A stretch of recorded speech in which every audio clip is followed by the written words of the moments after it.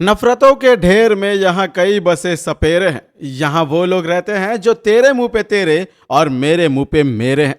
और सृष्टि मुखर्जी को लगता है कि ये जाके कुलभूषण से बात करेगी ब्रिजभूषण समझकर, या यूं कहें कि ब्रिजभूषण से बात करने के लिए कुलभूषण समझकर। ये जो गलतफहमी का खेल है, ये जो कंफ्यूजन का खेल है, ये उल्टा हमारी सृष्टि मुखर्जी के पर ही हावी पड़ गया। भाई जुड़वा भाई को लेकर आने का कहानी में किसका प्लान था? सृष्टि का ही प्लान था। ब्रिजभूषण को मारने के लिए कुलभूषण को लाने का प्लान सृष्टि का ही प्लान था। ब्रिजभूषण के नाम चकाचौंध, उनके सारे फेम को लेने का किसका आइडिया था? यही सृष्टि मुखर्जी का आइडिया था। और आज यही आइडिया, यही दो लोग जुड़वा लोगों की कहानी सृष्टि मुखर्जी की कहानी का दी एंड का सबसे बड़ा कारण बन रही है। यदि मैं साफ और सरल शब्दों में बोलूं तो सृष्टि मुखर्जी ने अपने ही पैरों पर कुल्हाड़ी मारी है कुलभूषण को न्योता देकर। और इसी के लिए वो जो वॉइस रिकॉर्डिंग हुई थी उसके बाद तो हुए, लेकिन असली मांजरा तो आज के एपिसोड में हुआ। और वो असली मांजरा है आप सभी के लिए रौनक की सबसे बड़ी खुशखबरी। और वो है कि भाई अब जो झनक है ना भाई, वो पूरी तरीके से केस जीत चुकी है।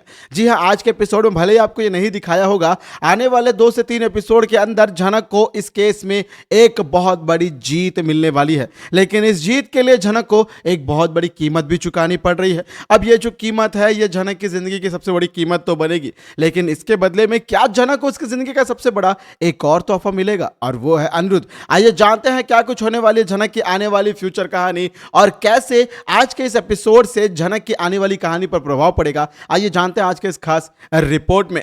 नमस्कार दोस्तों, आप सभी का स्वागत है आपके अपने YouTube channel times of media में, जहां पर मैं आपका अपना होस्ट वेणु कुमार आपके अपने पसंदीदा शो झनक से जुड़े एक और बड़े अपडेट को लेकर आप सभी के सामने हाजिर हूं। जहां पर लाजमी सी बात है कि भाई बीते 2-3 दिनों से 3-4 दिनों से मैं आपको अपडेट नहीं दे पाया हूं मेरे एग्जाम के चलते हुए, जिसके लिए मैं माफी मांगना चाहता हूं। लेकिन अब जल्द ही हम लोग वापस कंटिन्यू करेंगे आने वाले झनक के सारे एपिसोड के लेटेस्ट अपडेट को। फिलहाल दोस्तों एपिसोड की कहानी पर फोकस करें तो जज ये फैसला सुनाने वाले हैं कि सृष्टि मुखर्जी आपको अदालत दोषी मानती है। अब सेक्शन कितने सारे लगते हैं, कौन कौन से लगते हैं, कौन कौन से मुकदमे दर्ज किए जाते हैं झनक के लिए, अर्शी के खिलाफ, सृष्टि के खिलाफ, ये तो देखना होगा ही। लेकिन एक बात तो पक्की बात है कि तेजस का नाम आने के बाद, तेजस का भांडाफोड़ करने के बाद सृष्टि के ऊपर यह केस और भी ज्यादा स्ट्रांग हो गया, यानी सृष्टि के अगेंस्ट में हो गया। यानी सृष्टि चाहकर भी बेल नहीं करा पाएगी, बाहर नहीं आ पाएगी, अपनी सजा को कम नहीं करवा पाएगी।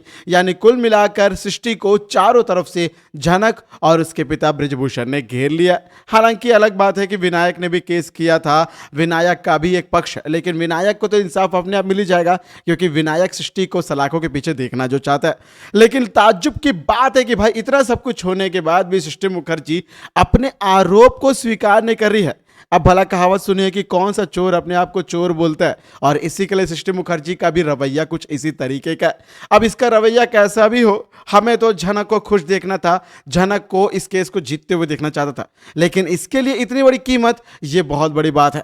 अब इसमें भी एक नया ट्विस्ट है कि असल में झनक के पिता की मौत हुई है या झनक के जुड़वा भाई की मौत हुई है।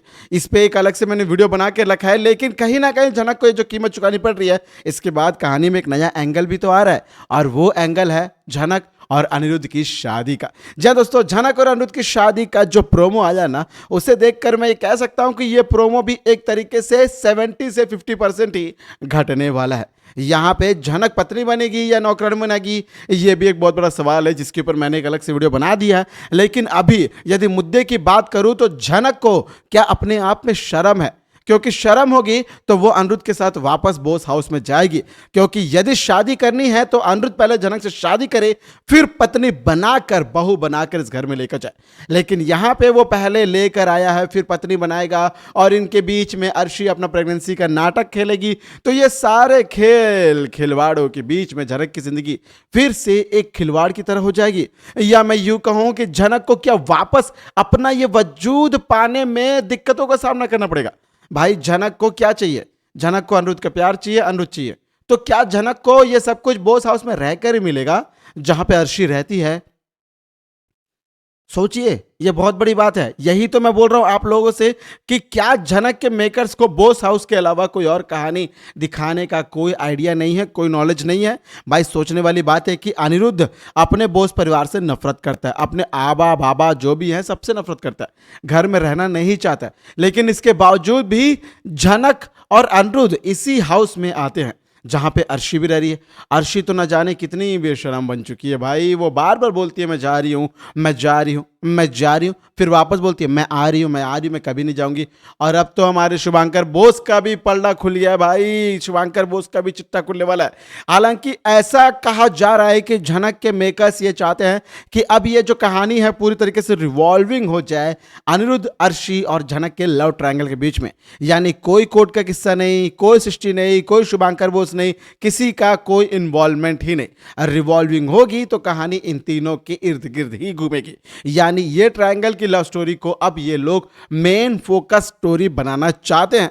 अब ऐसे में ये कहा जा सकता है कि भाई शुभांकर बोस और हमारे तनुजा, बिपाशा, ये सारे लोगों का किरदार थोड़ा सा कम हो जाए।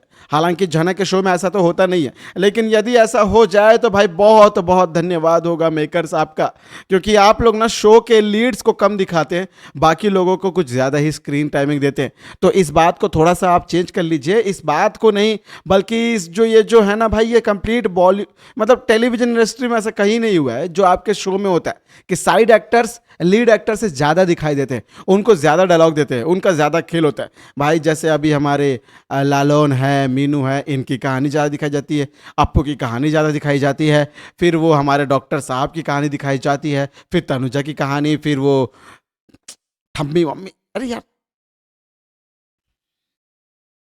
अब जो कोई भी बात हो भाई, एक बात 100% कंफर्म हो चुकी है, वो है कि अब सृष्टि को कोई बचा नहीं सकता है। सृष्टि के खिलाफ ऑडियो क्लिप है, सृष्टि के खिलाफ उस प्रोडक्शन हाउस ने आकर तेजस का नाम ले दिया। तेजस का यदि तेजस के बारे में बातचीत होगी, तेजस को पेश किया जाएगा तो तेजस सृष्टि का नाम लेगा। और इतना ही नहीं, बल्कि अब यदि ब्रिजभूषण की वाकई मौत होती है तो इसमें भी सृष्टि का नाम जुड़ जाएगा। यानी अब किसी भी तरीके से सृष्टि को भगवान भी नहीं बचा सकते। लेकिन सृष्टि को भगवान बचाएंगे भी नहीं, क्योंकि सृष्टि को पता है, भगवान को पता है कि सृष्टि के क्या काले कारनामे हैं। लेकिन कुल मिलाकर आप सभी झनक के फैंस के लिए खुशखबरी है कि आखिरकार 1 साल के लंबे सफर के बाद झनक को अपनी जिंदगी में एक नया सफर शुरू करने का मौका मिला। अब इस नए सफर में एक बात तो तय है कि उसे उसके माता पिता के बारे में पता चल गया। एक तरीके से उसने माता को खो दिया और पिता को खो दिया। अब बारी है तो उसके अनिरुद्ध की। अब अनिरुद्ध को खो जाती है या अनिरुद्ध को पा लेती है, ये तो हमें आने वाला वक्त, आने वाले एपिसोड की कहानी ही बताएगी। तो दोस्तों ये थी आज आपके पसंदीदा शो झनक से जुड़ी एक और बड़ी अपडेट। मैं उम्मीद करूंगा आप लोग को वीडियो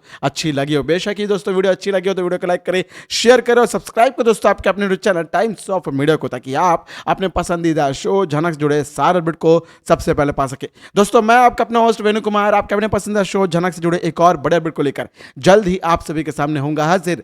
तब तक आप सभी को टाटा, गुड बाय, जय हिंद, जय भारत।